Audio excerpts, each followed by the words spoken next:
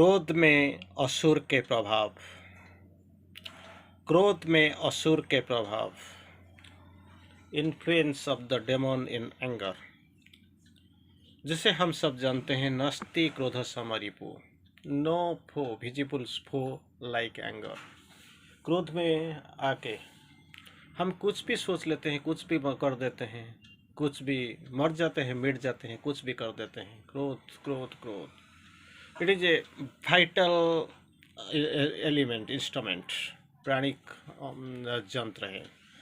तो जब ये कह हम जानते हैं, सुनते हैं, जब हम क्रोध करते हैं तो असुर के प्रभाव आ जाता है। That influence comes upon us, डेमोनिया इन्फ्लुएंस हमारा पर आ जाता है। नास्ति क्रोध समरिपु, you can't get a foe or enemy like the anger.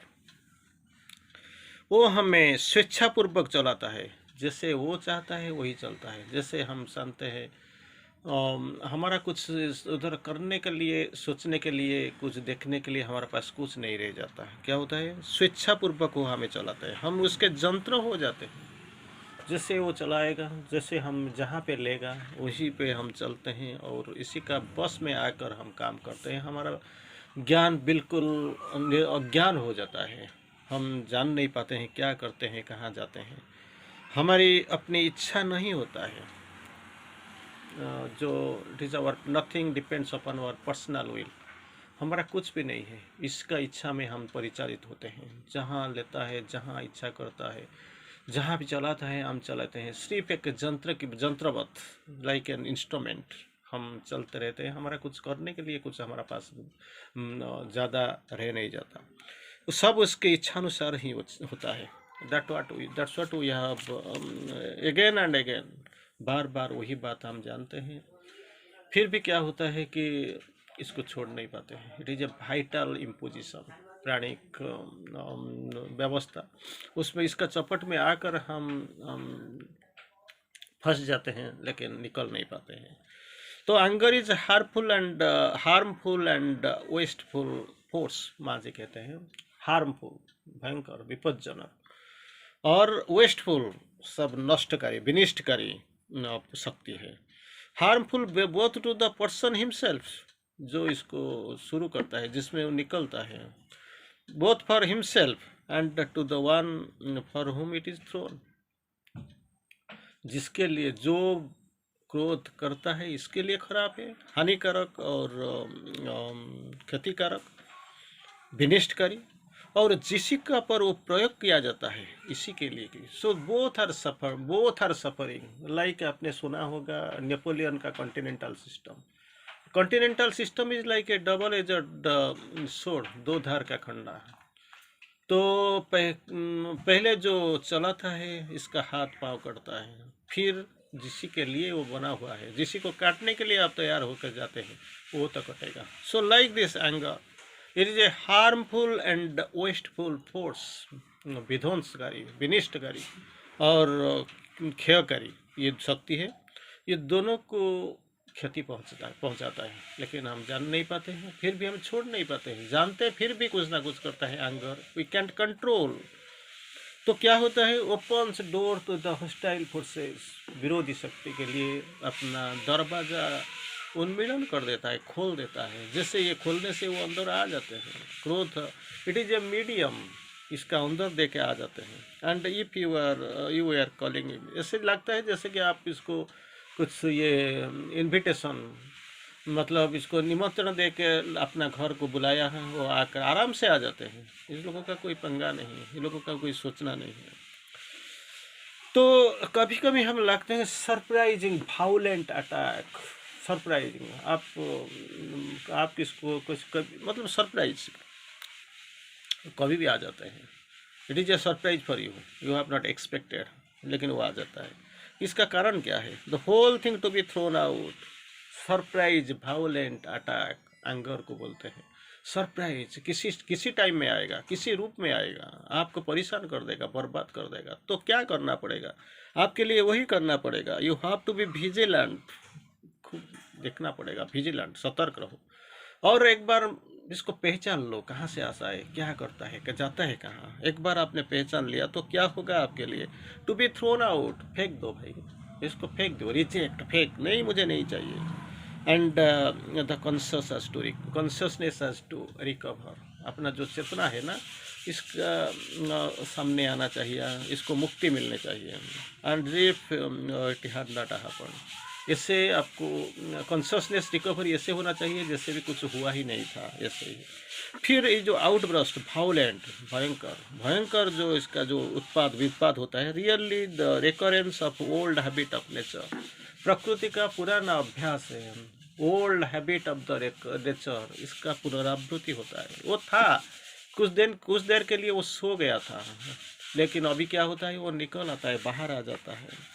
So difficulty is in your known nature, ये जो एंगर, इट इज 100%, आपको 100% आपको सोच लेना चाहिए, it is a vital thing, प्राणिक यंत्र है। तो difficulties in your own nature, अपना प्रकृति के अंदर जो प्रॉब्लम है, डिफिकल्टीज है, समस्या, but to deal with them needs insight, sympathy and patience. कैसे इसका साथ हम व्यवहार करेंगे, तो इसीलिए 3 चीज़ों का ज़रूरत होता है। फर्स्ट है इनसाइट, अंतर्दृष्टि होना चाहिए, देख पाएंगे आप बाहर और भीतर। और दोनों सिंपैथी, थर्ड पेशेंस, असीम धैर्य होना चाहिए। तो फिर क्या कर सकेगी आप, इसका शायद डील कर सकेंगे। तो फिर अब एक बार जाएंगे, हम समझते हैं कि हम क्रोध कर रहे हैं, we know we are in anger, definitely हमको पता है हम क्रोध कर रहे हैं। जबकि क्या होता है कि तथ्य ये है कि हम क्रोध की शक्ति के यंत्र हो जाते हैं। एक्चुअली हम क्रोध करते हैं, क्रोध नहीं, हम नहीं करते हैं, कोई हमको यंत्र के बाद चलाता है, and we are becoming the instrument, we have nothing to do. वो जैसे चलाता है हम ऐसे ही चलते हैं। कोई जैसे आपको लगेगा कि क्रोध की शक्ति के यंत्र, क्रोध की शक्ति के यंत्र हम बन जाते हैं, हमको पता नहीं चलता। अगर पता भी चलता है हम कुछ कर नहीं पाता है, because we are already accepted, हमने इसको स्वीकार कर लिया है। ये जब शक्तियों प्रत्येक व्यक्ति के वातावरण में रहता है और उन्हें जैसी परिस्थिति होती है, षडरूपी, जैसे आप काम क्रोध हिंसा हो, जैसे षडरूपी जैसे शक्तियों वही प्रवेश कर जाती है। अब बिकॉज आपने एक बार स्वीकार कर लिया, अपना मथानत कर लिया, इसको एक्सेप्ट कर लिया, डर गया और इसको स्वीकार कर लिया, तो ऐसे वो तो आ जाएंगे ये लोगों के। तो ये सारे को लिए तो आपने दरवाज़ा तो खोल ही दिया, एक बार खोल दिया, मान लिया, आमंत्रण भी दे दिया, तो वो लोग तो ज़रूर प्रवेश तो करेंगे। हम अपना यंत्र तो बनाती है, अंदर घुस आएंगे और हमको यंत्र बना देते हैं, हमारे ऊपर भी शासन करती है। वही हमारा प्रॉब्लम है, क्योंकि बुलाने से पहले, आमंत्रण देने से पहले बहुत बार सोचना पड़ेगा, क्या करते हैं, क्या करने जा रहे हैं, हमको क्या करना चाहिए। अगर एक बार सोचने से हमारा थोड़ा सा भी गलती हो गया तो मान लेना चाहिए, एक बार मतलब अंदर चला गया तो हमारा कुछ करने का नहीं है। ऊपर हमारा ऊपर वो शासन, हम उन शक्तियों से वो हमारे ऊपर शासन करेंगे, वो कर ही रहते हैं। They keep ruling over us. ये 1-2 दिन का काम नहीं है। फ्रॉम द टाइम इमेमोरियल, जब शुरू हुआ था, समय का चलन हुआ था, समय का जब शुरू हुआ था, उसी टाइम से ही हम वही करते हैं। वो जानते हैं, फिर भी इससे बचने के लिए, निकल जाने के लिए हमारा पास कुछ भी नहीं है। अगर हम चाहें इन शक्तियों को देख सकते हैं, we can see, for that actually that vigilance must be there, that वो दृष्टि आपका पास होनी चाहिए, वो चमत्कारिता आपका पास होनी चाहिए। उसके लिए हम आत्मिक दृष्टि को प्राप्त करनी होती है, आत्मिक, साइकिक इंसाइट, आत्मिक दृष्टि। ऑर्डिनरी दृष्टि में हम देख नहीं पाएंगे, क्योंकि वो जो इंद्रियोगत दृष्टि में हम देख नहीं पाएंगे, कुछ नहीं पाएंगे। इसमें क्या चाहिए, आत्मिक दृष्टि, इसी में प्राप्त करने होती है। भीतर की आत्मा पर पड़ा तो हुआ पर्दा को हटा देना चाहिए। ये जो पर्दा जब तक पड़ेगा तो हम देखेंगे कैसे, वो तो अंधेरा में हमको रख लेते हैं। सब चीज़ तो हमारा तो आवृत बन के रखा हुआ है, हम कुछ देख नहीं पाते। और इतना साधना भी हमारा पास नहीं है जो जो पर्दा होते हुए भी हम देख पाएंगे। तो देखने का एक ही चीज़ है, जो इसको जो आत्मा पर पड़ा हुआ जो घेरा हुआ जो पर्दा, इसको हटाना ही पड़ेगा। और पर्दा हटते ही हम दूसरे प्रकार का व्यक्ति बन जाते हैं। सोच लीजिए आपका पर्दा अपना आत्मा से हट गया, तो आप ऑर्डिनरी ह्यूमन बीइंग नहीं रहेंगे। आपका क्या होगा कि दूसरे प्रकार के व्यक्ति हो जाएंगे, हमारा अंतर्दृष्टि प्राप्त हो जाएगा। You will get your insight, the third mysterious I in man will open. आप कोई विशेष अंतर्दृष्टि प्राप्त हो जाएंगे। ये शरीर, ये प्राणमय पुरुष तथा मनोमय पुरुष, शरीर मनमय पुरुष और प्राणमय पुरुष, ये सारा एक बदल जाएगा। अपने पृथक पृथक देखते हैं, अपने से पृथक देखते हैं। शरीर, मनमय पुरुष, प्राणमय पुरुष और पृथक, that differences, that division always exist. Because इसका कारण क्या है, हम आत्मिक दृष्टि में अपने को नहीं सोचते हैं, नहीं तोलते हैं, नहीं मानते भी नहीं है। तो यही प्रॉब्लम है। तो क्या माँ जी क्या बोलते हैं, बड़ा सुंदर चीज़ माँ जी हमको बताते हैं, हम थोड़ा देखने जाएंगे। Going inward that most helps to deliver the nature. Going inward, अंतर जाओ जाओ जाओ, जितना चाहे भीतर जाओ। वो चाहे भीतर कितना नहीं, जब तक आत्मा का डिस्कवरी ना हो जाए तब तक चलते जाओ। It is not a one time process. एक बार कर देने से कुछ नहीं होता है, बार बार जाओ, हर दिन जाओ, कुछ कुछ जाना ही पड़ेगा इसको डिस्कवरी के लिए। If the anger did not come, vital force attack is diminishing. अगर सब कुछ होते हुए आपने कभी कभी पता चला, एक बार आपको अगर पता चल जाता है मेरा पास वो जो क्रोध नहीं आता है, इसका मतलब ये शुभ संकेत है। वाइटल अटैक इज डिमिनिशिंग, इसका प्रभाव कम हो जाता है। तो फायर ऑफ प्यूरिफिकेशन जो हम देखते हैं, कभी कभी हमारा ऊपर फायर देखते हैं। लास्ट जस्ट एस्टरडे, ये कल ही मैंने देखा, जैसे दो तरह एक अग्नि का स्फुलिंग जल रहा है, जलता हुआ स्फुलिंग को मैं देख रहा हूँ। वही सोचता हूँ तो कहाँ जाऊँ, इधर जाऊँ या उधर जाऊँ। एनालिसिस भी हो जाता है, विश्लेषण भी हो जाता है, एक जन्म अग्नि और एक मृत्यु समय के अग्नि, लेकिन हम बीच में खड़ा हूँ, कहाँ जाऊँ। तो इसी का बात क्या होता है, जब फायर, जैसे फायर ऑफ प्यूरिफिकेशन, जन्म जब हुआ था तो सब कुछ प्यूरिफाइड हुआ के आया था, लेकिन सब इम्प्योर हो गया, बिल्कुल प्रदूषित हो गया। इसको जलाने का एक ही तरीका है, वो है fire of purification, that is psychic fire. Get rid of the bad temper. जब क्रोध आ जाता है, इसमें कैसे बचना है, जिससे भी हो, गेट रीड ऑफ एंगर। और फिर क्या होता है, सेक्स कभी कभी हम लेते हैं, किसी दूसरा तो डिफरेंट फॉर्म्स आते हैं। Sex is more difficult to conquer than anger. Anger तो कभी कभी बस में आ जाता है, आप कंट्रोल कर लेते हैं, लेकिन सेक्स इज मोर डेंजरस। ये जो आप कामना वासना, इसका पर विजय लेना बहुत डिफिकल्ट है। For some same is grade. अगर आपका पास ग्रेड, लोभ, ये वगैरह है तो वेरी डिफिकल्ट टू कंकर। तो सोच लेना चाहिए, किसी रूप में आता है, किसी तरीके से आता है, किसी वेपन के साथ, अस्त्रों के साथ आता है, क्या क्या आपको कैसे बर्बाद करता है, इसको सोच लेना चाहिए।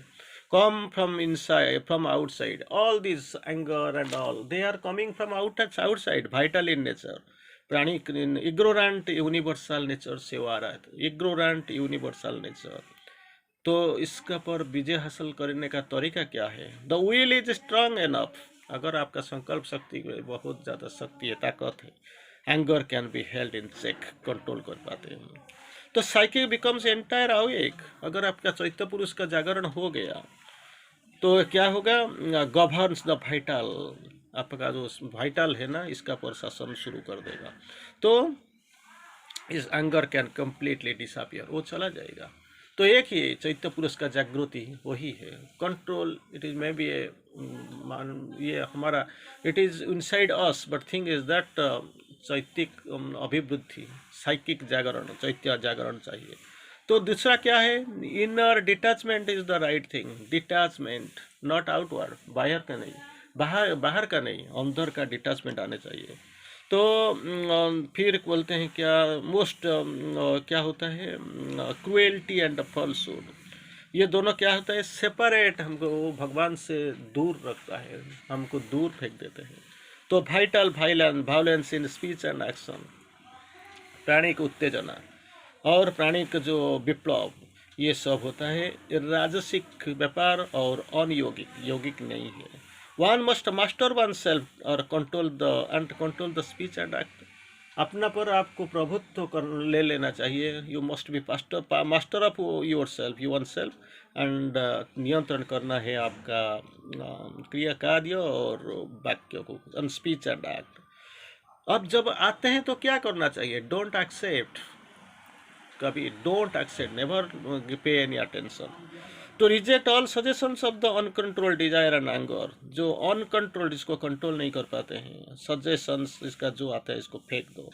अनकंट्रोल्ड डिजायर्स, जो कामना अनियंत्रित, जो उन्हें नियंत्रण में नहीं आता है। वायलेंट एंगर, क्रोध, जो भीषण भयंकर एंगर आता है। कन्फ्यूजन, एक्सट्रीम रेस्टलेसनेस, अस्थिरता, और मन का जो अस्थिरता, और ये सारे क्या करते हैं, डिसऑर्गेनाइज एंड ऑफ कोर्स क्या करते हैं, डिस्ट्रॉय द पीस।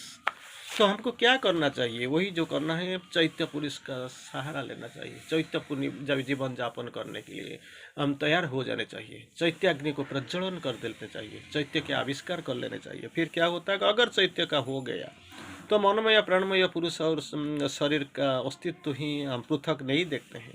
उनके क्रियाओं की अपना संकल्प शक्ति का प्रयोग करते हैं और उन्हें बदलने के लिए बाध्य करता है। You compel them to change, आपको बदलना ही होगा, हमको इसको बाध्य करते हैं। तब ये अंतस्थ देव के संकल्प को चरितार्थ करते हैं। अगर ये एक बार मन प्राण शरीर का बदलाव हो गया, रूपांतरीकरण शुरू हो गया, तो अंत इनसाइड डिवाइन, इनसाइड द जो हमारा अंतर जो चैत्य पुरुष है, इसका इंस्ट्रूमेंट बन जाएंगे, चरितार्थ करते हैं। उसी की अभिव्यक्ति हमारे जीवन का कर्म होता है, इसका अभिव्यक्ति मैनिफेस्टेशन ऑफ द डिवाइन। तो यही है हमारा जीवन का परिप्रकाश, वही हमारा कर्म। दूसरे प्रकार का व्यक्ति हो जाते हैं ऑर्डिनरली, हम जो आप हमको जैसे देखते हैं, जैसे सोचते हैं, नहीं, हम बिल्कुल हमारा अंदर बदलाव हो जाता है। सबसे परमेश्वर को हम देखना, दूसरे का सुख में सुखी होना, तो हमारा स्वभाव स्वभाव बन जाता है। किसी का दुख को हम इसको हम सहन कर नहीं पाते हैं, दुखी हो जाते हैं लोगों का दुखों में। सबको सुखी पाने से हमको खुश लगता है। हम बदलते हुए हमारा एहसास होता है, हर दिन हम बदलते जा रहे हैं। बदलते मतलब नेगेटिव साइड, नकारात्मक दिग को नहीं है, सकारात्मक दिशा में हम चलते हैं। जैसे दुनिया हमको अच्छा लगता है, हमको अंत शांति, इनर पीस मिल जाता है, क्रोध नहीं, षड्रिपु का विनाश हो जाने जैसे लगता है। तो वही है, सब कुछ होगा तो अगर अंत सत्ता चैत्य सत्ता क्या जागरण शुरू हो गया, अगर इसके साथ आविष्कार हो गया, कांटेक्ट हो गया, और संजोग के बाद वो जब बाहर आ जाते हैं, हमारा मन प्राण शरीर के ऊपर आधिपत्य विस्तार करते हैं, चलाने लगते हैं। मन प्राण शरीर इसका यंत्र बन जाता है और हमको यौगिक लाइफ, जोगयुक्त जीवन हम जब बिताने लगते हैं तो दुनिया बदलना शुरू हो जाता है। तो इसीलिए कुछ नहीं है, एंगर ए क्रोध, ये this is one of them. बहुत से जो षड रूप से एक है, बहुत कुछ है। 10,000 रुपये रूप में ना वो तो हमारा पास आते, ये लोगों का आना जाना ही लगता रहता है। तो क्या करना चाहिए, we have to be very vigilant each time, each space, each step of your life. जब चलना शुरू करते हो, बोलना शुरू करते हो, देखना शुरू करते हो, बोलना शुरू करते हो, be very smart and very vigilant, that is the take. नास्ति क्रोध समरिपु, be silent, be vigilant, stay in peace. अंदर चले जाओ, आत्मा की शक्ति को, आत्मा को जागृत कर दो, बी इनवर्ड, अंतस्थ हो जाओ, तो आपका समाधान मिल जाएगा। धन्यवाद।